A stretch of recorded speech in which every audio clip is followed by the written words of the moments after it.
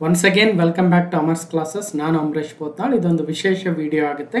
ಕರ್ನಾಟಕ ಪರೀಕ್ಷಾ ಪ್ರಾಧಿಕಾರ, Karnataka examination authority ಈಗ ಮತ್ತೊಂದು ನೋಟಿಫಿಕೇಶನ್ ಮಾಡಿದೆ. ಹಲವಾರು ಹುದ್ದೆಗಳಿದ್ದಾವೆ.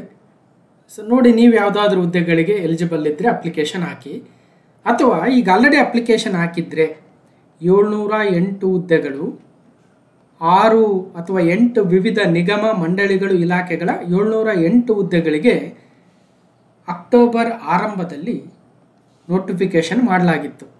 ಒಳ ಮೀಸಲಾತಿ ಜಾರಿಯಾದ ನಂತರ ಮೊಟ್ಟ ಮೊದಲ ನೇಮಕಾತಿ ಕೂಡ KA ಮಾಡಿತ್ತು ಅಧಿಸೂಚನೆಯನ್ನು. ಆದರೆ ಅದು ಅಪ್ಲಿಕೇಶನ್ ಹಾಕೋದಕ್ಕೆ ಸ್ವಲ್ಪ ಎರರ್ಸ್ ಎಲ್ಲ ಇದ್ವು, ಸಾಫ್ಟ್ವೇರ್ ಪ್ರಾಬ್ಲಮ್ಸ್ ಇತ್ತು. ಅದನ್ನು ಸರಿಪಡಿಸಿ ಮತ್ತೆ ಇವತ್ತು ನವೆಂಬರ್ 1, 2025 ಮತ್ತೆ ಅಪ್ಲಿಕೇಶನ್ ಹಾಕ್ಬೋದು. ಅದಕ್ಕಿಂತ ಮುಂಚೆ ಎಲ್ರಿಗೂ ಕರ್ನಾಟಕ ರಾಜ್ಯೋತ್ಸವದ ಶುಭಾಶಯಗಳನ್ನು ಕೋರುತ್ತಾ, ಜೊತೆಗೆ ಅಪ್ಲಿಕೇಶನ್ ಹಾಕೋದಕ್ಕೆ ಮತ್ತೆ ಇವತ್ತು 11 ಗಂಟೆಯಿಂದ ಏನೋ ಓಪನ್ ಮಾಡ್ತಾರಂತೆ. ಆ 708 ಹುದ್ದೆಗಳ ಮತ್ತೊಂದು ಅಧಿಸೂಚನೆ ಆಗುತ್ತೆ ಅಷ್ಟೇ, ಇದೇನು ಸಪ್ರೇಟ್ ನೋಟಿಫಿಕೇಶನ್ ಅಲ್ಲ. ಆ 708 ಹುದ್ದೆಗಳಿಗೆ ಈಗ ಆಲ್ರೆಡಿ ನೀವು ಯಾವುದಾದ್ರೂ ಹುದ್ದೆಗೆ ಅಪ್ಲಿಕೇಶನ್ ಹಾಕಿದರೆ ಮತ್ತು ಈ ನೇಮಕಾತಿಯಲ್ಲಿರ್ತಕ್ಕಂಥ ಹುದ್ದೆಗಳಿಗೆ ಎಲಿಜಿಬಲ್ ಇದ್ದರೆ ಅದರಲ್ಲಿ ಆ್ಯಡ್ ಮಾಡ್ಬೋದು ಅಷ್ಟೇ. ಸೇಮ್ ಸಿಲೆಬಸ್ ಇರ್ತಕ್ಕಂತಹ ಹುದ್ದೆಗಳಿಗೆ 100 ರೂಪೀಸ್ ಹೆಚ್ಚಾಗ್ತಾ ಹೋಗುತ್ತೆ ಅಂತ ಹೇಳಿದ್ದಾರೆ. ಈಗ FDA ಸಿಲೆಬಸ್ ಇದ್ದರೆ FDA ಒಂದು 750 ರೂಪಾಯಿ ಮತ್ತು ಇನ್ನೊಂದು ಹುದ್ದೆಗೆ 100 ರೂಪಾಯಿ ಹೀಗೆ ಆ್ಯಡ್ ಆಗುತ್ತೆ. SDAದೇ ಬೇರೆ ಸಿಲೆಬಸ್, ಅವೇ ಬೇರೆ ಹುದ್ದೆಗಳು, ಅದಕ್ಕೆ ಸಪ್ರೇಟ್ ಅಪ್ಲಿಕೇಶನ್ ಹಾಕಬೇಕು. ಅದಕ್ಕೆ ಈಕ್ವಾಲೆಂಟ್ ಪೋಸ್ಟ್ಗಳಿಗೆ 100 ರೂಪೀಸ್ ಹೆಚ್ಚಾಗುತ್ತೆ ಅಂತ ಹೇಳಿದ್ದಾರೆ. ಸೊ ನೀವು ಅಪ್ಲಿಕೇಶನ್ ಹಾಕಿರ್ತಕ್ಕಂಥವ್ರು ಗೊತ್ತಿರುತ್ತೆ ಒಂದು ಕಡೆ. ಹಾಗಾದರೆ ಈ ಹೊಸ ನೇಮಕಾತಿ ಅಧಿಸೂಚನೆ ಏನಿದೆ, ಅದರ ಮುಂದುವರಿದ ಭಾಗ ಅಂತ ಏನು ಹೇಳ್ತಾ ಇದ್ದೀವಿ, ಆ ಹೊಸ ಅಧಿಸೂಚನೆಯಲ್ಲಿ ಯಾವ್ಯಾವ ಹುದ್ದೆಗಳಿದ್ದಾವೆ, ಯಾವ ಇಲಾಖೆದು, ಯಾವುದು ನಿಗಮದ್ದು, ಯಾವುದು ಮಂಡಳಿದು, ಮತ್ತು ನಾವು ಅದಕ್ಕೆ ಎಲಿಜಿಬಲ್ ಇದ್ದೀವಾ ಇಲ್ಲ ಅಂತ ನೋಡ್ತಕ್ಕಂಥ ಒಂದು ಪ್ರಯತ್ನ. ಓಕೆ, ಬನ್ನಿ. ಹಾಗಾದರೆ ಆ 708 ಹುದ್ದೆಗಳು ಯಾವ್ಯಾವಿದ್ದು ಸರ್, ಅದ್ರ ವಿದ್ಯಾರ್ಥಿ ಏನು 5 ಆಪ್ಷನ್ಸ್ ಕೊಡ್ತಾರೆ ಅಂತ ಹೇಳಿದ್ರು. ಏನಂಗಂದ್ರೆ ನೆಗೆಟಿವ್ ಮಾರ್ಕಿಂಗ್ ಇರುತ್ತಾ ಇಲ್ವಾ ಅಂತ ಅದೆಲ್ಲವನ್ನ ಕ್ಲಾಸ್ ನಂಬರ್ 921 ಕಂಪ್ಲೀಟ್ ಡೀಟೇಲ್ ಆಗಿ ಹೇಳಿದ್ದೀನಿ, ಹೋಗಿ ನೋಡಿ. ಓಕೆ, ಯಾರಿಗೆ ಇನ್ನೂ ಅಪ್ಲಿಕೇಶನ್ ಹಾಕೋಕ್ಕೆ ಅವಕಾಶ ಇದೆ. ಓಕೆ, ಇವತ್ತು ಕರ್ನಾಟಕ ಪರೀಕ್ಷಾ ಪ್ರಾಧಿಕಾರ 31/10/2025 ಅಂದರೆ ನಿನ್ನೆ ಸಾಯಂಕಾಲ ಕರ್ನಾಟಕ ರಾಜ್ಯ ಸಣ್ಣ ಕೈಗಾರಿಕೆಗಳ ಅಭಿವೃದ್ಧಿ ನಿಗಮ ನಿಯಮಿತ, Karnataka state small scale industries development corporation, Karnataka state small scale industries development corporation ಅಥವಾ ಕರ್ನಾಟಕ ರಾಜ್ಯ ಸಣ್ಣ ಕೈಗಾರಿಕೆಗಳ ಅಭಿವೃದ್ಧಿ ನಿಗಮ ನಿಯಮಿತದಲ್ಲಿ ಉಳಿಕೆ ಮೂಲ ವೃಂದದ ಹುದ್ದೆಗಳು ಇದ್ದಾವೆ, ಕಲ್ಯಾಣ ಕರ್ನಾಟಕ ವೃಂದದ ಹುದ್ದೆಗಳು ಕೂಡ ಇದ್ದಾವೆ. 2 ಸಪ್ರೇಟ್ ನೋಟಿಫಿಕೇಶನ್ ಮಾಡಿದ್ದಾರೆ. ಈ ಒಂದು ಉಳಿಕೆ ಮೂಲ ವೃಂದದಲ್ಲಿ ವ್ಯವಸ್ಥಾಪಕರು ಗ್ರೂಪ್ ಎ ಪೋಸ್ಟ್ ಆಗುತ್ತೆ, 4 ಹುದ್ದೆಗಳಿದ್ದಾವೆ. ವ್ಯವಸ್ಥಾಪಕರು 4 ಹುದ್ದೆಗಳು, 43,100 ಬೇಸಿಕ್ ಇದೆ. ಗಮನಿಸಿ, ಇದು ಗ್ರೂಪ್ ಎ ಪೋಸ್ಟು. ಈ ವ್ಯವಸ್ಥಾಪಕರು ಗ್ರೂಪ್ ಎ ಪೋಸ್ಟ್ಗೆ ಏನು ವಿದ್ಯಾರ್ಹತೆ ಹೊಂದಿರಬೇಕು ಅಂತ ಇಲ್ಲಿ ಕೊಟ್ಟಿದ್ದಾರೆ ನೋಡಿ. Must possess a master degree in arts or in science or in commerce from university established by law in India, ಭಾರತದಲ್ಲಿ ಸ್ಥಾಪಿಸಲಾಗಿರ್ತಕ್ಕಂತಹ ವಿಶ್ವವಿದ್ಯಾಲಯದಿಂದ ಆರ್ಟ್ಸ್, ಸೈನ್ಸ್, ಕಾಮರ್ಸಿಂದ ಮಾಸ್ಟರ್ ಡಿಗ್ರಿಯನ್ನು ಪಡೆದಿರಬೇಕು. ಅಂದರೆ MA, MSc, MCom. Okay, even MCA ಕೂಡ ಬರಬಹುದು, ಈವನ್ MTech ಕೂಡ ಬರಬಹುದು. ಒಂದ್ಸಲ ಕನ್ಫರ್ಮ್ ಮಾಡ್ಕೊಳ್ರಿ. ಓಕೆ, ಸೊ ಇದು ವ್ಯವಸ್ಥಾಪಕರು ಅನ್ನುವ ಗ್ರೂಪ್ ಎ ಹುದ್ದೆಗೋಸ್ಕರ ಇರ್ತಕ್ಕಂತಹ ವಿದ್ಯಾರ್ಹತೆ. ಇಲ್ಲಿ 4 ಪೋಸ್ಟ್ಗಳು NHK ಭಾಗದಲ್ಲಿದ್ದರೆ HK ಭಾಗದಲ್ಲಿ ವ್ಯವಸ್ಥಾಪಕರು ಹುದ್ದೆಗೆ 1 ಹುದ್ದೆ ಖಾಲಿ ಇದೆ. ಅರ್ಥ ಮಾಡ್ಕೊಳ್ಳಿ, 1 ಹುದ್ದೆಯನ್ನು ಇವತ್ತು ಕನ್ಫರ್ಮ್ ಮಾಡಿದ್ದಾರೆ. 2ನೇ ಹುದ್ದೆ ಸಹಾಯಕ ವ್ಯವಸ್ಥಾಪಕರು ಗ್ರೂಪ್ ಬಿ ಹುದ್ದೆ ಆಗುತ್ತೆ, 37,900 ಬೇಸಿಕ್ ಇದೆ. 5 ಹುದ್ದೆಗಳು ನಾನ್ HKದಲ್ಲಿದ್ದರೆ ಸಹಾಯಕ ವ್ಯವಸ್ಥಾಪಕರು ಅಂದರೆ ಅಥವಾ ಅಸಿಸ್ಟೆಂಟ್ ಮ್ಯಾನೇಜರು 2 ಹುದ್ದೆಗಳು ನಮ್ಮ HK ಭಾಗದಲ್ಲಿ ಕಲ್ಯಾಣ ಕರ್ನಾಟಕ ವೃಂದದಲ್ಲಿ ಇದ್ದಾವೆ. ಇದಕ್ಕೇನು ವಿದ್ಯಾರ್ಹತೆ ಸಹಾಯಕ ವ್ಯವಸ್ಥಾಪಕರಿಗೆ? ಇದು ಗ್ರೂಪ್ ಬಿ ಪೋಸ್ಟ್, ನೆನ್ಪಿಟ್ಟಿರಿ.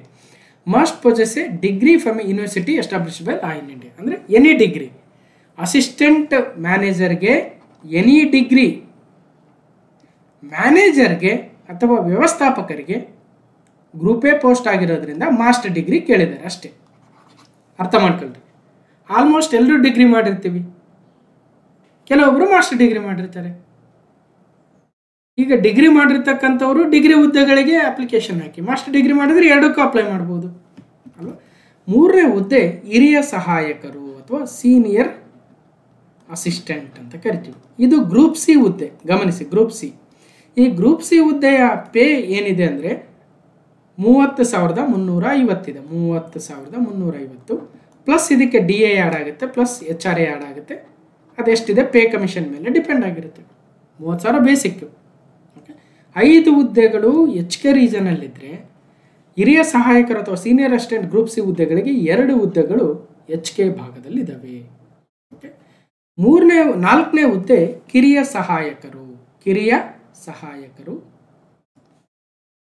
ಇದು ಕೂಡ ಗ್ರೂಪ್ ಸಿ ಹುದ್ದೆನೇ. ಜೂನಿಯರ್ ಅಸಿಸ್ಟೆಂಟ್ ಅಂತ ಕರಿತೀವಿ, ಜೂನಿಯರ್ ಅಸಿಸ್ಟೆಂಟ್. ಓಕೆ, ಇದು 21,400 ಬೇಸಿಕ್ ಇದೆ. 13 ಹುದ್ದೆಗಳು, ಹೈಯೆಸ್ಟ್ ಹುದ್ದೆಗಳಿರೋದೇ ಜೂನಿಯರ್ ಅಸಿಸ್ಟೆಂಟ್ ಅಥವಾ ಕಿರಿಯ ಸಹಾಯಕರು. ನಮ್ಮ HK ಭಾಗದಲ್ಲಿ 5 ಹುದ್ದೆಗಳಿದ್ದಾವೆ. ಇಲ್ಲೂ ಕೂಡ ಅತಿ ಹೆಚ್ಚು ಇರ್ತಕ್ಕಂಥದ್ದು ಸೇಮ್ ಜೂನಿಯರ್ ಅಸಿಸ್ಟೆಂಟ್. ಅರ್ಥ ಮಾಡ್ಕೊಂಡ್ರೆ ಇದಕ್ಕೇನಿದೆ ವಿದ್ಯಾರ್ಹತೆ ಅಲ್ಲ, ಹಿರಿಯ ಸಹಾಯಕರದು ನೋಡಲಿಲ್ಲಲ್ಲ ನಾವು ಎಜುಕೇಷನ್. ಓಕೆ, ನೋಡೋಣ. ಹಿರಿಯ ಸಹಾಯಕರಿಗೂ ಕೂಡ ಡಿಗ್ರಿ ಆಗಿರಬೇಕು, ಕಿರಿಯ ಸಹಾಯಕರಿಗೆ PUC ಆಗಿದ್ದರೆ ಸಾಕು, ಅಥವಾ ಈಕ್ವಾಲೆಂಟ್ ಇರುತ್ತೆ ಸೇಮ್. PUCನೋ ಅಥವಾ diploma with certificate, ITI with certificate ಏನಿರುತ್ತೆ ಅದೇನೇನಿದೆ ಈಕ್ವಾಲೆನ್ಸ್ ಮುಂದೆ ನೋಡೋಣ. ಓಕೆ, ಅಥವಾ ಹಿಂದೆ ಕೂಡ ಹಿಂದಿನ ವಿಡಿಯೋದಲ್ಲಿ ಹೇಳ್ತೀವಿ. ಒಟ್ಟಿನಲ್ಲಿ ಜನರಲ್ ಆಗಿ PUC ಆಗಿದ್ದರೆ ಸಾಕು. ಜೊತೆಗೆ ಅವ್ರು ಏನು ಹೇಳಿದ್ದಾರೆ, ಒಂದು ಕಂಡೀಷನ್ನು ಕಂಪ್ಯೂಟರ್ ನಾಲೆಜ್ ಗೊತ್ತಿರಬೇಕು ಅಂತ ಹೇಳ್ತಾರೆ. ಇವತ್ತು ಯಾರಿಗೆ ಗೊತ್ತಿಲ್ಲ ಕಂಪ್ಯೂಟರ್ ನಾಲೆಜು? ಗೊತ್ತಿಲ್ಲ ಅಂದ್ರೆ ಹೋಗಿ ತಿಳ್ಕೋಬೇಕು. ಒಂದು ತಿಂಗಳು ಯಾವ್ದಾರ ಕೋಚಿಂಗ್ ಎಲ್ಲಾರ ಹೋದರೆ ಎಲ್ಲ ಕಲ್ತ್ಬಿಡ್ತೀವಿ. ಅದೇನು ದೊಡ್ಡ ವಿಚಾರ ಅಲ್ಲ. MS ವರ್ಡು, ಎಕ್ಸೆಲ್ ಬಳಸೋದು ಹೆಂಗೆ, ನುಡಿ ಬಳಸೋದು ಹೆಂಗೆ, ಕಂಪ್ಯೂಟರ್ ಆನ್ ಆಫ್ ಮಾಡೋದು ಹೆಂಗೆ, ಇಲ್ಲ ನಮ್ಮ ಇದು ಕಂಪ್ಯೂಟರ್ ಮೇಲೆ ಒಂದು ಸಪ್ರೇಟ್ ಪ್ಲೇಲಿಸ್ಟ್ ಇದೆ, ಅದರಲ್ಲಿ ಒಂದು 70-80 ವಿಡಿಯೋ ಇದಾವೆ. ಅದನ್ನಾದರೂ ನೋಡಿ ಅಟ್ಲೀಸ್ಟ್ ಒಂದು ನಾಲೆಜ್ ಬರುತ್ತೆ. ಓಕೆ, ಪ್ರಾಕ್ಟಿಕಲ್ ಮಾಡಿದಷ್ಟು ಬೆಸ್ಟು. ಸಮಯ ಇಲ್ಲ ಅಂದ್ರೆ ಅದನ್ನು ನೋಡಿ ಫಸ್ಟ್, ಆಮೇಲೆ ಪ್ರಾಕ್ಟಿಕಲ್ ಮಾಡಂತ್ರಿ. ಓಕೆ, ನಾನೇ ಪ್ರಾಕ್ಟಿಕಲ್ ಮಾಡಿ ತೋರಿಸಿದ್ದೀನಿ. ನೆಕ್ಸ್ಟು ಸಹಾಯಕ ಕಾರ್ಯಪಾಲಕ ಅಭಿಯಂತರರು.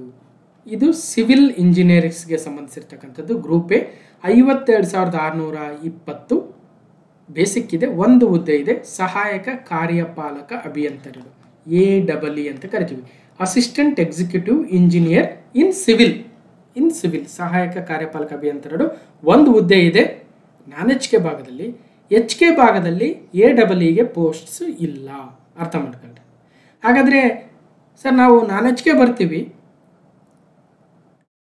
ಅಲ್ಲ, HKದವರು ಅಪ್ಲೈ ಮಾಡ್ಬೋದು. ಮತ್ತು ಇದರಲ್ಲಿ 5ನೇ ಪಾಯಿಂಟಲ್ಲಿ ನೋಡಿ, ಸಹಾಯಕ ಕಾರ್ಯಪಾಲಕ ಅಭಿಯಂತರರು ಸಿವಿಲ್ 1 ಗ್ರೂಪ್ ಎದಲ್ಲಿ ಏನು ಎಜುಕೇಷನ್ ಕ್ವಾಲಿಫಿಕೇಷನ್ ಅಂದರೆ must possess an bachelor engineering degree BE in civil awarded by university in India with 3 years experience in relevant field. 3 ವರ್ಷ ಅನುಭವ ಹೊಂದಿರಬೇಕು ಅಂದರೆ ಸರ್ಟಿಫಿಕೇಟ್ ಇರಬೇಕು 3 ವರ್ಷ. ಮತ್ತು ಅದರಲ್ಲಿ ಏನಾದರೂ ಇಂತಿಂಥ ಕಂಪನಿಗಳಲ್ಲಿ ಅಂತ ಏನಾರ ಇದ್ದರೆ ಎಕ್ಸ್ಪೀರಿಯನ್ಸ್ ಇರ್ತಕ್ಕಂಥ ಕಂಪನಿಗಳಲ್ಲಿ ಕೆಲಸ ಮಾಡಿರಬೇಕು 3 ವರ್ಷ AEE ಎಕ್ಸಾಮ್ ಬರೀಬೇಕಂದ್ರೆ. ರೈಟ್. ಹೆಚ್ಚಿನ ಮಾಹಿತಿಗೆ ನೀವು KAಗೆ ಹೋಗಿ ಭೇಟಿ ಕೊಟ್ಟು ತಿಳ್ಕೊಬೋದು, ಅಥವಾ ಫೋನ್ ಮಾಡಿ ಆದರೂ ತಿಳ್ಕೊಳ್ರಿ. ಇಲ್ಲ ನೀವೇ ನೋಟಿಫಿಕೇಶನ್ ಎಲ್ಲ ಕಡೆ ಕಂಪ್ಲೀಟ್ ಓದಿ ಎಲ್ಲರೂ ಒಂದು ಕಡೆ ಹೇಳಿರ್ತಾರೆ. ನೆಕ್ಸ್ಟು 6ನೇ ಪಾಯಿಂಟು ಸಹಾಯಕ ಅಭಿಯಂತರರು ಅಸಿಸ್ಟೆಂಟ್ ಇಂಜಿನಿಯರ್. ಇದು ಕೂಡ ಗ್ರೂಪ್ ಬಿ ಹುದ್ದೆ. 43,100 ಬೇಸಿಕ್ ಇದೆ. 3 ಹುದ್ದೆಗಳಿದ್ದಾವೆ AE ಗ್ರೂಪ್ ಬಿ ಪೋಸ್ಟ್ಗೆ. ಇದು ಕೂಡ ಸಿವಿಲ್. ಇನ್ನು ನಮ್ಮ HK ಭಾಗದಲ್ಲಿ ಸಹಾಯಕ ಅಭಿಯಂತರರು 1 ಹುದ್ದೆ ಇದೆ ಸಿವಿಲ್ಗೆ. ಎಜುಕೇಷನ್ ಏನಾಗಿರಬೇಕು? BE ಸಿವಿಲ್ ಇಂಜಿನಿಯರಿಂಗ್ ಆಗಿರ್ಬೇಕಷ್ಟೇ, ಬೇರೆಯವರಿಗೆ ಎಲಿಜಿಬಲ್ ಇಲ್ಲ. Only BE in civil engineering. ಇನ್ನು ಕೊನೆಯ ಹುದ್ದೆ ಸಹಾಯಕ ಅಭಿಯಂತರರು ವಿದ್ಯುತ್ ಅಂದರೆ ಎಲೆಕ್ಟ್ರಿಕಲ್ ಇಂಜಿನಿಯರ್ಸ್ ಬೇಕಾಗಿದ್ದಾರೆ, 2 ಬೇಕಾಗಿದ್ದಾರೆ. ಇನ್ನು HKದಲ್ಲಿ ಯಾವುದೇ ಎಲೆಕ್ಟ್ರಿಕಲ್ ಇಂಜಿನಿಯರ್ಸ್ಗೆ ಹುದ್ದೆಗಳು ಖಾಲಿ ಇಲ್ಲ. ಒಟ್ಟಾರೆಯಾಗಿ 33 ಹುದ್ದೆಗಳು ನಾನ್ HK, 11 ಹುದ್ದೆಗಳು HK ಭಾಗದಲ್ಲಿ ಇದ್ದಾವೆ. ಯಾರ್ಯಾರು ಎಲಿಜಿಬಲ್ ಇದ್ದೀರಿ ನೋಡಿ. ಇನ್ನು ಎಲೆಕ್ಟ್ರಿಕಲ್ ಇಂಜಿನಿಯರ್ಸ್ಗೆ BE ಇನ್ ಎಲೆಕ್ಟ್ರಿಕಲ್ ಆಗಿರ್ಬೇಕಷ್ಟೇ. ಇಷ್ಟು ಡೀಟೇಲ್ಸ್ ಆಯಿತು. ಏನೇನು ಕ್ವಾಲಿಫಿಕೇಷನ್, ಯಾವ್ಯಾವ ಹುದ್ದೆ, ಏನೇನು ಬೇಸಿಕ್ ಸ್ಯಾಲ್ರಿ ನೋಡಿದ್ವಿ. ಮೇಲ್ಕಂಡ ಹುದ್ದೆಗಳಿಗೆ ನಿಗದಿಪಡಿಸಿರುವ ವಿದ್ಯಾರ್ಹತೆ ಹೊರತುಪಡಿಸಿ ಇತರೆ ವಿದ್ಯಾರ್ಹತೆಯಲ್ಲಿ ಅರ್ಜಿ ಸಲ್ಲಿಸಿ ಮುಂದಿನ ಪ್ರಕ್ರಿಯೆಯಲ್ಲಿ ಅನರ್ಹಗೊಂಡಲ್ಲಿ ಕರ್ನಾಟಕ ಪರೀಕ್ಷಾ ಪ್ರಾಧಿಕಾರವು ಜವಾಬ್ದಾರಿಯಾಗಿರುವುದಿಲ್ಲ ಅಂತ ಹೇಳ್ತಾ ಇದ್ದಾರೆ. ಅಂದರೆ ಈಗ ಇಲ್ಲಿ ಏನು ಹೇಳಿದ್ದಾರೆ, ಸೈನ್ಸಲ್ಲಿ MS ಸೈನ್ಸಲ್ಲಿ ಮಾಸ್ಟರ್ ಡಿಗ್ರಿ ಆಗಿರ್ಬೇಕಂತಾರೆ. ಈಗ MCA is also science master degree ಅಂತ ಕನ್ಸಿಡರ್ ಮಾಡ್ತಾರಾ ಅಥವಾ ಓನ್ಲಿ MScನ ಅಲ್ವಾ? ಸೊ ಅದೆಲ್ಲ MTech ಈಸ್ ಏನು ಮಾಸ್ಟರ್ ಡಿಗ್ರಿಯೇ ಸೈನ್ಸಲ್ಲಿ, ಹಂಗಂತ ಕ್ಲಾರಿಫಿಕೇಶನ್ ಅವರೇ ಕೊಡಬೇಕು. ಮತ್ತು ಇದಕ್ಕೆ ಯಾವುದೇ ಪಿಂಚಣಿ ಇರೋದಿಲ್ಲ, ಕನಿಷ್ಠ 18 ವರ್ಷ ಆಗಿರಬೇಕು, ಗರಿಷ್ಠ ವಯೋಮಿತಿಯಲ್ಲಿ 3 ವರ್ಷಗಳ ಸಡಿಲಿಕೆ ಕೊಟ್ಟಿರೋದ್ರಿಂದ ಇವತ್ತು ಜನರಲ್ ಮೆರಿಟ್ಗೆ 38 ವರ್ಷ, 2A 2B 3A 3Bಗೆ 41 ವರ್ಷ, SC ST ಕ್ಯಾಟಗರಿ 1 ಅವರಿಗೆ 43 ವರ್ಷಗಳ ಏನು ಗರಿಷ್ಠ ವಯೋಮಿತಿಯನ್ನು ನಿಗದಿಪಡಿಸಲಾಗಿದೆ. ಯಾರಾದರೂ ಈ ನೋಟಿಫಿಕೇಶನ್ ಮುಗಿಯೋದ್ರೊಳಗಡೆ ಈ ಒಂದು ಏನು ಇಷ್ಟು ಮಿನಿಮಮ್ ಏಜು ಮ್ಯಾಕ್ಸಿಮಮ್ ಏಜು ಅಂತ ಕೊಟ್ಟಿದ್ದಾರೆ. ಮತ್ತು ಅಪ್ಲಿಕೇಶನ್ ಹಾಕೋದಕ್ಕೆ ಇವತ್ತು ಅಂದರೆ ನಮ್ಮ ಕರ್ನಾಟಕ ರಾಜ್ಯೋತ್ಸವದ ದಿನ ನವೆಂಬರ್ 1ರಂದು 2025 ಆರಂಭ ಆಗ್ತಾ ಇದೆ 11 ಗಂಟೆಯಿಂದಂತೆ. ಸೊ ಕೊನೆಯ ದಿನಾಂಕ ಒಂದು 15 ಡೇಸ್ ಕೊಡ್ತಾ ಇದ್ದಾರೆ, 14/11/2025. ಶುಲ್ಕ ಪಾವತಿ ಮಾಡಲು ಒಂದಿನ ಹೆಚ್ಚಿಗೆ ಕೊಡ್ತಾರೆ. ಅಭ್ಯರ್ಥಿಗಳು ಆನ್ಲೈನ್ ಮುಖಾಂತರ ಭರ್ತಿ ಮಾಡುವ ಮೊದಲು ಅರ್ಹತೆಗೆ ಸಂಬಂಧಿಸಿದ ಎಲ್ಲ ಸೂಚನೆಗಳನ್ನು ನೀವೇ ಓದ್ಕೋಬೇಕು. ನೋಟಿಫಿಕೇಶನ್ ಆಲ್ರೆಡಿ ಟೆಲಿಗ್ರಾಮ್ ಚಾನಲಲ್ಲಿ ಹಾಕಿದ್ದೀನಿ, ಹೋಗಿ ನೋಡ್ರಿ, ಇಲ್ಲ ಡೈರೆಕ್ಟಾಗಿ ವೆಬ್ಸೈಟ್ಗೆ ಹೋಗಿ ಅದನ್ನು ನೋಡಿ. ಚೆನ್ನಾಗಿ ಎಲ್ಲ ಕ್ಲಿಯರಾಗಿ ಓದ್ಕೊಂಡು ಆಮೇಲೆ ಮಾಹಿತಿಯನ್ನು ನೀವು ಫಿಲ್ ಮಾಡಿ ಅಂತ ಹೇಳ್ತಾ, ಜೊತೆಗೆ ಎಷ್ಟು ಫೀಸ್ ಕಟ್ಟಬೇಕಂದ್ರೆ 750 ರೂಪಾಯಿ general merit plus 2A 2B 3A 3Bಗೆ, 500 ರೂಪಾಯಿ SC ST ಮತ್ತು ಪ್ರವರ್ಗ 1 ಹಾಗೂ ಮಾಜಿ ಸೈನಿಕ ತೃತೀಯ ಲಿಂಗ ಅಭ್ಯರ್ಥಿಗಳಿಗೆ. ವಿಶೇಷ ಚೇತನ ಅಭ್ಯರ್ಥಿಗಳಿಗೆ 250 ಇದೆ, ಅದಕ್ಕೆ 40%ಗಿಂತ ಹೆಚ್ಚು ಅಂಗವಿಕಲತೆ ಹೊಂದಿರಬೇಕು ಅನ್ನೋದು ಕೊಟ್ಟಿದ್ದಾರೆ. ವೈದ್ಯಾಧಿಕಾರಿಗಳಿಂದ ಪ್ರಮಾಣ ಪತ್ರ ಹೊಂದಿರಬೇಕು, ಆಗ ಮಾತ್ರ 250 ಆಗುತ್ತೆ ಅಂತ ಹೇಳ್ತಾರೆ. ಸೊ ನೋಡಿ, ಇಲ್ಲಿ ಇನ್ನೊಂದು ಪರ್ಟಿಕ್ಯುಲರ್ ಪಾಯಿಂಟನ್ನು ಮೆನ್ಷನ್ ಮಾಡ್ತಾರೆ. 8/10/2025ರಲ್ಲಿ 708 ಹುದ್ದೆಗಳ ನೋಟಿಫಿಕೇಶನ್ ಆಗಿತ್ತು. ವಿವಿಧ ಹುದ್ದೆಗಳಿಗೆ ಆನ್ಲೈನ್ ಮೂಲಕ ಒಂದೇ ಅರ್ಜಿಯನ್ನು ಸಲ್ಲಿಸಲು ಅವಕಾಶ ಕಲ್ಪಿಸಲಾಗಿದ್ದು, ಮೊದಲ ಒಂದು ಹುದ್ದೆಗೆ ಅರ್ಜಿಯ ಮೇಲ್ಕಂಡ ಶುಲ್ಕವನ್ನು ಪಾವತಿಸತಕ್ಕದ್ದು. ಒಂದೇ ಪಠ್ಯಕ್ರಮದ ಹೆಚ್ಚುವರಿ ವೃಂದದ ಹುದ್ದೆಗಳಿಗೆ ಅರ್ಜಿ ಸಲ್ಲಿಸಿದ್ದಲ್ಲಿ ಆಯ್ಕೆ ಮಾಡಲಾದ ಪ್ರತಿ ಹೆಚ್ಚುವರಿ ಹುದ್ದೆಗೆ 100 ರೂಪಾಯಿಯನ್ನು ಅರ್ಜಿ ಸಲ್ಲಿಸಲು ಪಾವತಿಸತಕ್ಕದ್ದು. ಈಗ FDAಗೆ ಈಗ ಆಲ್ರೆಡಿ ಅಪ್ಲೈ ಮಾಡಿದ್ದೀರಿ. FDA ಥರದ ಸಿಲೆಬಸ್ ಯಾವ್ಯಾವಿದಾವೆ? FDA ಥರದ ಸಿಲೆಬಸ್ ಯಾವ್ಯಾವಿದಾವೋ ಅದಕ್ಕೆ ಈಗ ಸಪೋಸ್ ಇಲ್ಲಿ ಹಿರಿಯ ಸಹಾಯಕರು ಇದೆ, ಹಿರಿಯ ಸಹಾಯಕರಿಗೆ ಅಪ್ಲೈ ಮಾಡ್ಬೇಕಂದ್ರೆ 100 ರೂಪಾಯಿ ಕಟ್ಟಿ ಇದಕ್ಕೂ ಕೂಡ ಅಪ್ಲಿಕೇಶನ್ ಹಾಕ್ಬೋದು ನೀವು. ಈಗ ಆಲ್ರೆಡಿ 708 ಹುದ್ದೆಗಳಲ್ಲಿ FDAಗೆ ಸೆಲೆಕ್ಟ್ ಮಾಡ್ಕೊಂಡಿದ್ದೀರಿ. ಈಗ ಮತ್ತೆ ಹಿರಿಯ ಸಹಾಯಕರಿಗೆ ನಾನು ಎಲಿಜಿಬಲ್ ಇದ್ದೀನಿ ಸರ್, ನನ್ನ ಡಿಗ್ರಿ ಇದೆ, ಸೊ ಅಪ್ಲೈ ಮಾಡಿ. ಇನ್ನೊಂದು ಕಿರಿಯ ಸಹಾಯಕರು, ಸರ್ ನಾನು ಆಲ್ರೆಡಿ ಅಲ್ಲಿ SDA ಅಪ್ಲೈ ಮಾಡಿದ್ದೀನಿ, ಇಲ್ಲಿ ಕಿರಿಯ ಸಹಾಯಕರಿಗೂ ಹಾಕ್ಬೇಕಂತಿದ್ದೀನಿ PUC ಮೇಲೆ, ಇಲ್ಲೂ 100 ರೂಪಾಯಿ ಎಕ್ಸ್ಟ್ರಾ ಕಟ್ಟಿ ಮತ್ತೆ ಅಪ್ಲಿಕೇಶನ್ ಹಾಕ್ಬೋದು ಅಲ್ವಾ? ಸೊ ಹಾಗೆ ಅದರಂತೆ ಒಂದೇ ಪಠ್ಯಕ್ರಮದ ಹುದ್ದೆಗಳಿಗೆ ಒಂದೇ ಪರೀಕ್ಷೆಗೆ ಹಾಜರಾಗುವ ಅಭ್ಯರ್ಥಿಗಳು ಸ್ಪರ್ಧಾತ್ಮಕ ಪರೀಕ್ಷೆಯಲ್ಲಿ ಗಳಿಸಿದ ಅಂಕಗಳನ್ನು ಪರಿಗಣಿಸಿ ಆ ಇಲಾಖೆಗೆ ಆ ಸಂಸ್ಥೆಗೆ ಪಟ್ಟಿಯನ್ನು ಕಳಿಸ್ತೀವಿ ಅಂತ ಹೇಳ್ತಾ ಇದ್ದಾರೆ.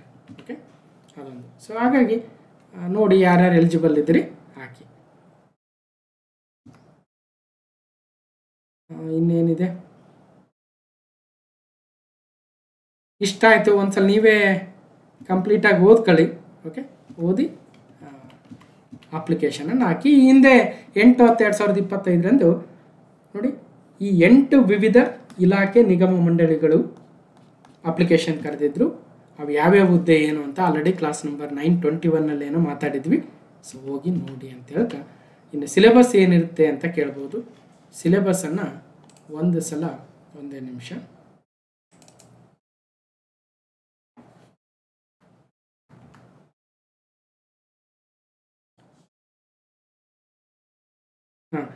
ಗ್ರೂಪ್ ಎ, ಗ್ರೂಪ್ ಬಿ ಮತ್ತು ಸಿವಿಲ್ ಗ್ರೂಪ್ ಬಿ, ಸಹಾಯಕ ಅಭಿಯಂತರ ಎಲೆಕ್ಟ್ರಿಕಲ್ ಏನಿದೆ ಅವರಿಗೆ ಪತ್ರಿಕೆ 1 ಮತ್ತು ಪತ್ರಿಕೆ 2 ಅಂತಿರುತ್ತೆ.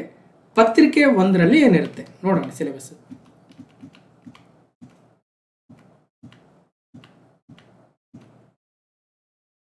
ಸೇಮ್ ಇದೆ, ಸ್ಪರ್ಧಾತ್ಮಕ ಪರೀಕ್ಷೆ ಇರುತ್ತೆ. ಕೆಲವೊಂದಷ್ಟು ಜಿಲ್ಲೆಗಳಲ್ಲಿ ನಡೆಸ್ತೀವಿ, ಅದು ಯಾವ ಜಿಲ್ಲೆ ಅಂತ ಮುಂದೆ ಹೇಳ್ತಾರೆ. ಓಕೆ, ಕನ್ನಡ ಭಾಷಾ ಪರೀಕ್ಷೆ ಇರುತ್ತೆ, ಅದಕ್ಕೆ ಯಾರ್ಯಾರು ಎಲಿಜಿಬಲ್ ಅಂದರೆ SLC ಓದಿದರೆ ಕನ್ನಡ ಮೀಡಿಯಮಲ್ಲಿ ಮುಗೀತು, ಮತ್ತೆ ಬರೀ ಅವಶ್ಯಕತೆ ಇಲ್ಲ. ಓಕೆ, ಇನ್ನು ಪಠ್ಯಕ್ರಮ ಬಂದಾಗ ಗ್ರೂಪ್ ಬಿಗೆ ಏನಿರುತ್ತೆ ಅಂದರೆ ಪತ್ರಿಕೆ 1 ಮತ್ತು ಪತ್ರಿಕೆ 2 ಇರುತ್ತೆ. ಪತ್ರಿಕೆ 1ರಲ್ಲಿ ಏನೇನಿದೆ, ಸಾಮಾನ್ಯ ಪತ್ರಿಕೆ ಇರುತ್ತೆ, ಇದು ಜನರಲ್ ನಾಲೆಜ್ ಪತ್ರಿಕೆ. ಪ್ರಚಲಿತ ವಿದ್ಯಮಾನ ಓದಿ ಅಂದರೆ ಕರೆಂಟ್ ಅಫೇರ್ಸ್ ಓದಿ, ಸಾಮಾನ್ಯ ವಿಜ್ಞಾನ ಜನರಲ್ ಸೈನ್ಸ್ ಓದಿ, ಕರ್ನಾಟಕದ ಇತಿಹಾಸ ಮತ್ತು ಭೂಗೋಳಶಾಸ್ತ್ರ ಕರ್ನಾಟಕ ಹಿಸ್ಟ್ರಿ ಆ್ಯಂಡ್ ಜಿಯೋಗ್ರಫಿ ಓದಿ, Indian history and Indian geography ಓದಿ, ಸಮಾಜ ವಿಜ್ಞಾನ ಜನರಲ್ ಸೋಷಿಯಲ್ ಸೈನ್ಸ್ ಓದಿ, ಸಾಮಾನ್ಯ ಬೌದ್ಧಿಕ ಸಾಮರ್ಥ್ಯ ಅಂದರೆ ಮೆಂಟಲ್ ಎಬಿಲಿಟಿ, ಭಾರತದ ಸಂವಿಧಾನ ಇಂಡಿಯನ್ ಕಾನ್ಸ್ಟಿಟ್ಯೂಷನ್ ಓದಿ, ಸಾರ್ವಜನಿಕ ಆಡಳಿತ ಮತ್ತು ಗ್ರಾಮೀಣ ಅಭಿವೃದ್ಧಿ ಅಂತ ಹೇಳ್ತಾ ಇದ್ದಾರೆ, ಸೊ ಅದನ್ನು ನೋಡಿ. ವಿಜ್ಞಾನ ಮತ್ತು ತಂತ್ರಜ್ಞಾನ ಸೈನ್ಸ್ ಆ್ಯಂಡ್ ಟೆಕ್ನಾಲಜಿ, ಭಾರತದ ಅರ್ಥವ್ಯವಸ್ಥೆ, ಎಕನಾಮಿಕ್ಸ್ ಸರ್ವೆ ಅವೆಲ್ಲ ನೋಡಿ. ಅಂತಾರಾಷ್ಟ್ರೀಯ ಸಂಬಂಧಗಳು ಇಂಟರ್ನ್ಯಾಷನಲ್ ರಿಲೇಷನ್ ಸ್ವಲ್ಪ ನೋಡ್ಕೊಳ್ಳಿ. ಜೊತೆಗೆ ಪರಿಸರ ವಿಜ್ಞಾನ, ತಾರ್ಕಿಕ ಆಲೋಚನೆ, ದೈನಂದಿನ ಗ್ರಹಿಕೆ ವಿಷಯಗಳು ಅಂತ ಕೊಟ್ಟಿದ್ದಾರೆ, ಇವೆಲ್ಲವೂ ಕೂಡ ನೋಡಿ. ಆಲ್ರೆಡಿ ಕ್ವಶನ್ ಪೇಪರ್ ಇರ್ತವೆ, ಪ್ರೀವಿಯಸ್ ಕ್ವಶನ್ ಪೇಪರ್ ಶೇರ್ ಮಾಡಿರ್ತೀವಿ ನೋಡಿ. ಇದು 300 ಮಾರ್ಕ್ಗೆ ಇರುತ್ತೆ. ಇನ್ನು 2ನೇ ಪತ್ರಿಕೆ ಏನಿರುತ್ತೆ ಅದು ನಿಮ್ಮ ಸ್ಪೆಸಿಫಿಕ್ ಪೇಪರ್ ಇರುತ್ತೆ. ಈಗ ಸಪೋಸ್ ಎಲೆಕ್ಟ್ರಿಕಲ್ ಇಂಜಿನಿಯರ್ಗೆ ಅಂದರೆ ಅವ್ರದ್ದೇ ಸಪ್ರೇಟ್ ಇರುತ್ತೆ, ಅದೇ ಥರ ಸಿವಿಲ್ ಇಂಜಿನಿಯರ್ಸ್ಗೆ ಅಂದರೆ ನಿಮಗೆ ಸಪ್ರೇಟ್ ಪೇಪರ್ ಇರುತ್ತೆ ಅಷ್ಟೇ. ಓಕೆ, ಒಂದಾಯಿತು. ಇನ್ನು ಗ್ರೂಪ್ ಸಿ ಇದೆಯಲ್ಲ, ಗ್ರೂಪ್ ಸಿ ಸಿಲೆಬಸ್ ಅಂತಲೇ ಇದೆ ನಮ್ಮದು. ಸೊ ನೋಡಿ, ಮುಂದೆ ಇದೆ ಹೇಳ್ತೀನಿ. ಇವೆಲ್ಲ ನಾವು ನಮ್ಮ ಚಾನಲಲ್ಲಿ ಏನೇನು ಸಿಗುತ್ತೆ ಕರೆಂಟ್ ಅಫೇರ್ಸ್ ಅಂತ ಅವೆಲ್ಲ ನೀವು ನೋಡ್ಕೊಳ್ರಿ. ಚಾನಲ್ಗೆ ಹೋಗಿ ವಿಸಿಟ್ ಕೊಟ್ಟು ನೋಡಿ, ಅದೇನು ಮತ್ತೆ ಹೇಳೋ ಅವಶ್ಯಕತೆ ಇಲ್ಲ. ಇನ್ನು FDA ಈಗ ಹಿರಿಯ ಸಹಾಯಕರು ಅಂದಿವಲ್ವ, ಹಿರಿಯ ಸಹಾಯಕರು ಕೂಡ ಗ್ರೂಪ್ ಸಿ ಸಿಲೆಬಸ್. ಇಲ್ಲಿ ಪತ್ರಿಕೆ 1 ಪತ್ರಿಕೆ 2 ಇರುತ್ತೆ. ಪತ್ರಿಕೆ 1ರಲ್ಲಿ ಸ್ವಲ್ಪ ಸಿಲೆಬಸ್ ಜಾಸ್ತಿ ಇದೆ ಗ್ರೂಪ್ ಸಿಗೆ, ಯಾಕಂದರೆ ಇಲ್ಲಿ ಪ್ರಚಲಿತ ಘಟನೆಗಳಿಗೂ ಬರುತ್ತೆ, ಸಾಮಾನ್ಯ ವಿಜ್ಞಾನ ವಿಷಯಗಳು ಬರ್ತವೆ, ಭೂಗೋಳಶಾಸ್ತ್ರ ವಿಷಯಗಳು ಇದ್ದಾವೆ, ಸಮಾಜ ವಿಜ್ಞಾನ ವಿಷಯಗಳು, ಭಾರತೀಯ ಸಮಾಜ ಅದರ ಬೆಳವಣಿಗೆಯ ಇತಿಹಾಸದ ವಿಷಯಗಳು, ಭಾರತ ಮತ್ತು ಕರ್ನಾಟಕದ ಇತಿಹಾಸ, ಭಾರತ ಸಂವಿಧಾನದ ಮತ್ತು ಸಾರ್ವಜನಿಕ ಆಡಳಿತ, ಪ್ರಾಯೋಗಿಕ ಜ್ಞಾನ ಮತ್ತು ಬೌದ್ಧಿಕ ಸಾಮರ್ಥ್ಯದ ವಿಷಯಗಳು, ಕರ್ನಾಟಕದ ಸಾಮಾಜಿಕ ಮತ್ತು ಸಂಸ್ಕೃತಿ ಇತಿಹಾಸದ ವಿಷಯಗಳು, ಸ್ವಾತಂತ್ರ್ಯ ನಂತರದಲ್ಲಿ ಕರ್ನಾಟಕದಲ್ಲಿ ಆಗಿರ್ತಕ್ಕಂಥ ಭೂ ಸುಧಾರಣೆಗಳು, ಲ್ಯಾಂಡ್ ರಿಫಾರ್ಮ್ಸು, ಸಾಮಾಜಿಕ ಬದಲಾವಣೆಯ ವಿಷಯಗಳು, ಕರ್ನಾಟಕದ ಅರ್ಥವ್ಯವಸ್ಥೆ, ಗ್ರಾಮೀಣಾಭಿವೃದ್ಧಿ, ಪಂಚಾಯತ್ ರಾಜ್ ಸಂಸ್ಥೆಗಳ, ಗ್ರಾಮೀಣ ಸಹಕಾರ ಸಂಸ್ಥೆಗಳ ವಿಷಯಗಳು, ಕರ್ನಾಟಕದ ಪರಿಣಾಮಕಾರಿ ಆಡಳಿತಕ್ಕಾಗಿ ವಿಜ್ಞಾನ ತಂತ್ರಜ್ಞಾನದ ಪಾತ್ರದ ಕುರಿತು ವಿಷಯಗಳು, ಕರ್ನಾಟಕ ಪರಿಸರ ಸಂಬಂಧಿ ಸಮಸ್ಯೆಗಳು ಮತ್ತು ಅಭಿವೃದ್ಧಿ ಕುರಿತ ವಿಷಯಗಳು ಮತ್ತು ಮೆಂಟಲ್ ಎಬಿಲಿಟಿ. ಇಷ್ಟು ಪೇಪರ್ 1ನಲ್ಲಿರುತ್ತೆ. 100 ಮಾರ್ಕ್ಸ್ಗೆ 100 ಕ್ವಶನ್ಸ್, 2 ಗಂಟೆ. ಪತ್ರಿಕೆ 2 ಇದು ಕಾಮನ್ ಗ್ರೂಪ್ ಸಿ ಪೇಪರ್. 35 ಸಾಮಾನ್ಯ ಕನ್ನಡ, 35 ಸಾಮಾನ್ಯ ಇಂಗ್ಲೀಷು, 30 ಕಂಪ್ಯೂಟರ್. ಸೇಮ್ 100 ಕ್ವಶನ್, 2 ಗಂಟೆ ಇರುತ್ತೆ. ಈಗ ಆಲ್ರೆಡಿ ಇದರಲ್ಲಿ ವಿಶೇಷವಾಗಿರ್ತಕ್ಕಂತಹ ಸಿಲೆಬಸ್ಸು I ಇಂದ N ಅಂತ ಹೇಳ್ತೀವಿ. ಆ Nನಲ್ಲಿ ಗ್ರಾಮೀಣ ಸಹಕಾರ ಸಂಸ್ಥೆಯ ವಿಷಯಗಳು, ಕೋಆಪರೇಟಿವ್ಸ್ ಬಗ್ಗೆ ಈಗ ಆಲ್ರೆಡಿ 5 ಭಾಗ ಮಾಡಿದ್ದೀವಿ. Class number 941, 940, 938, 939, 937. ಅದೇ ಥರ ನೆಕ್ಸ್ಟ್ ಲ್ಯಾಂಡ್ ರಿಫಾರ್ಮ್ಸ್ ಆಗಲಿ, ಪಂಚಾಯತ್ ರಾಜ್ ಆಗಲಿ, ರೂರಲ್ ಡೆವಲಪ್ಮೆಂಟ್ ಆಗಲಿ ಮಾಡ್ತಕ್ಕಂಥ ಪ್ರಯತ್ನವನ್ನು ಮಾಡೋಣ ಅಂತ ಹೇಳ್ತೆ. ಇನ್ನು ಬೇರೆ ಬೇರೆ GK ಪೇಪರ್ ಯಾವ ರೀತಿಯಾಗಿ ಬರ್ತಾ ಇದ್ದಾವೆ, ನಮ್ಮ KEA KPS ಅವರು ಯಾವ ರೀತಿಯಾಗಿ ಎಕ್ಸಾಮ್ ನಡೆಸ್ತಾ ಇದ್ದಾರೆ ಅಂತ ಆಯಾ ಕ್ಲಾಸ್ ನಂಬರ್ ಮತ್ತು ಬೇರೆ ಬೇರೆ ವಿಚಾರ ಇದ್ದಾವೆ, ಅದೆಲ್ಲ ನೋಡ್ಕೊಳ್ಳಿ ನೀವು ಅಂತ ಹೇಳ್ತೆ. ಸೊ ಇಷ್ಟು ಇದು ಹಳೆ ನೋಟಿಫಿಕೇಶನ್ ಡೀಟೇಲ್ಸ್ ಇದೆ. ಇನ್ನು ಕಿರಿಯ ಸಹಾಯಕರು ಅಂತ ಕೇಳಿದಾರಲ್ವ, ಅದಕ್ಕೇನು ಸಿಲೆಬಸ್ ಇರುತ್ತೆ ಅಂದರೆ ಪತ್ರಿಕೆ 2 ಅಂತೂ ಸೇಮ್ 35 ಕನ್ನಡ, 35 ಇಂಗ್ಲೀಷ್, 30 ಕಂಪ್ಯೂಟರ್ ಇರುತ್ತೆ. ಬಟ್ ಪತ್ರಿಕೆ 1ರಲ್ಲಿ ಸ್ವಲ್ಪ ಸಿಲೆಬಸ್ ಕಮ್ಮಿ ಆಗಿದೆ ಹಿರಿಯ ಸಹಾಯಕರಿಗೂ ಕಿರಿಯ ಸಹಾಯಕರಿಗೂ. ಅದೇನು ಸಿಲೆಬಸ್ ಇದೆ ಅಂತ ನೋಡಿ. ಮತ್ತು ಇದರ PDF ಅನ್ನು ಟೆಲಿಗ್ರಾಮ್ ಚಾನಲಲ್ಲಿ ಹಾಕ್ತೀನಿ. ಅಮರ್ಸ್ ಕ್ಲಾಸಸ್ ಅಂತಕ್ಕಂಥ ಟೆಲಿಗ್ರಾಮ್ ಚಾನಲ್ ಇದೆ, ಅಮರ್ ಕ್ಲಾಸಸ್ ಅಂತ ಸರ್ಚ್ ಮಾಡಿ ನೋಡಿ, ಸಿಗುತ್ತೆ ಅಂತ ಹೇಳ್ತಾ. ಇನ್ನು ನೆಗೆಟಿವ್ ಮಾರ್ಕಿಂಗ್ ಇರುತ್ತೆ, KEA ನಡೆಸ್ತಾ ಇದೆ, ನೆಗೆಟಿವ್ ಮಾರ್ಕಿಂಗ್ ಇರುತ್ತೆ, ಹುಷಾರು ನೋಡಿ, ಚೆನ್ನಾಗಿ ಓದಿ ಹಾಕಿ ಅಂತ ಹೇಳ್ತಾ. ಇನ್ನು ಏನೇನು ಮೀಸಲಾತಿ ಪ್ರಮಾಣ ಪತ್ರಗಳು, ನಿಮ್ಮ ಅರ್ಜಿ ಸಲ್ಲಿಸ್ತಕ್ಕಂಥ ಕೊನೆಯ ದಿನದೊಳಗಡೆನೆ ಮೀಸಲಾತಿ ಪ್ರಮಾಣ ಪತ್ರಗಳನ್ನು ರೆಡಿ ಇಟ್ಕೊಂಡಿರಬೇಕು ಅಂತ ಹೇಳ್ತಾ ವೆಬ್ಸೈಟ್ಗೆ ಹೋಗಿ ಹೆಚ್ಚಿನ ಮಾಹಿತಿಯನ್ನು ಪಡ್ಕೊಳ್ಳಿ. ಏನೇ ಇದ್ದರೂ ಕಮೆಂಟ್ ಮೂಲಕ ತಿಳಿಸಿ ಅಂತ ಹೇಳ್ತಾ, ಇದು ಒಟ್ಟಾರೆಯಾಗಿ ಇವತ್ತು ಹೊಸ ಅಧಿಸೂಚನೆ ಏನಾಗಿತ್ತು ಅದರ ಬಗೆಗಿನ ಒಂದಷ್ಟು ಮಾಹಿತಿ ಆಗಿತ್ತು. ಓಕೆ, ಈ ಒಂದು ವಿಡಿಯೋನ ಕಂಪ್ಲೀಟಾಗಿ ನೋಡಿರ್ತಕ್ಕಂಥ ಎಲ್ರಿಗೂ ಧನ್ಯವಾದಗಳು. ಮತ್ತು ಮುಂದಿನ ವಿಡಿಯೋದಲ್ಲಿ ಸಿಗ್ತೀನಿ ಅಂತ ಹೇಳ್ತಾ ಥ್ಯಾಂಕ್ ಯು.